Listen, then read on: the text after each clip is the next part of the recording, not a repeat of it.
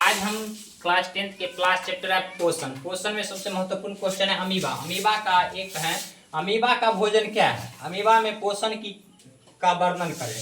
Amoeba का भोजन क्या है और अमीबा में पोषण का वर्णन करें। जैसे हम लोग का भोजन होता है कार्बोहाइड्रेट से वाले और विटामिन वाले, प्रोटीन वाले, वसा वाले। इस तरह अमीबा का भोजन क्या है। चावल दाल से मानव का भोजन होता है, पेड़ पौधा का भी अपना भोजन होता है। इसी तरह अमीबा का भोजन क्या है। अमीबा हम लोग जानते हैं कि अमीबा में कितने कोशिका होते हैं, एक कोश के जीव है। अमीबा कौन से कोश के जीव है, एक कोश के जीव। तो अमीबा आखिर में भोजन क्या करता है। इनमें एक कोश के जीव है तो उसमें उत्तक होगा या नहीं होगा।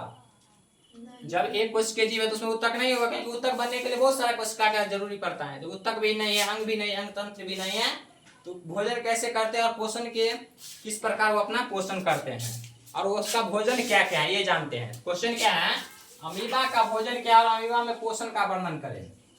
देखिए अमीबा का भोजन है शैवाल के छोटे छोटे टुकड़े। नीलहरित शैवाल जो है, शैवाल का छोटे छोटे टुकड़े, जीवाणु जिसे बैक्टीरिया कहते हैं, डाइटम एवं अन्य एक कोश के जीव और मृत जीव एवं मृत जीव के कार्बनिक पदार्थ के छोटे छोटे टुकड़े हैं।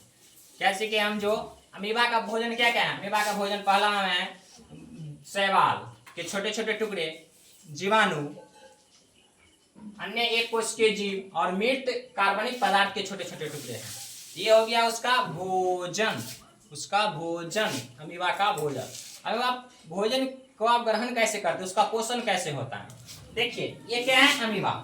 यहाँ अमीबा है, अमीबा के बीच सेंटर में केंद्रक है। अमीबा के सेंटर में केंद्रक, एक कोश के जीव है तो एक कोशिका है तो केंद्रक तो होगा कोशिका के बीच में, सेंटर में केंद्रक है। खाद्य कण जिसका उसका भोजन है वो बाहर में है। उसके बाद ये जो है ये अपना कूटपाद फैलाएगा। क्या है इसका, कूटपाद। कूटपाद जिसे पादाप भी कहते हैं, कूटपाद को पादाप भी कहते हैं। तो कूटपाद फैलाएगा और अपना भोजन ग्रहण करेगा।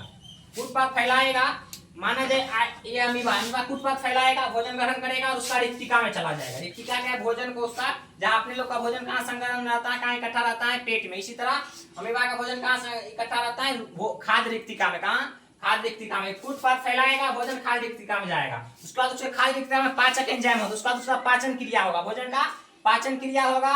और जो पाचन हो जाएगा जो भोजन का, वो जीव द्रव्य में चला जाएगा। जो नहीं पाचन होगा वो अपने कोशिका के सतह द्वारा बाहर चला जाता है। फिर से देखिए ये अमीबा है, खाद्य कण बाहर में है। उसके बाद कूटपाद द्वारा अपना कूटपाद द्वारा फैलाया और उसमें खाद्य कण को ग्रहण किया और रिक्तिका तक पहुंचा दिया, खाद्य रिक्तिका तक पहुंचा दिया। इसके बाद यहाँ पर पाचक एंजाइम होता है, जो उसके बाद खाद्य उसका भोजन पचा वो चल जाएगा जीव द्रव्य में, जो नहीं पचा वो कोशिका के सतह द्वारा बाहर चला जाता है। यही उसका पोषण का विधि हुआ और उसका भोजन है। Thanks for watching.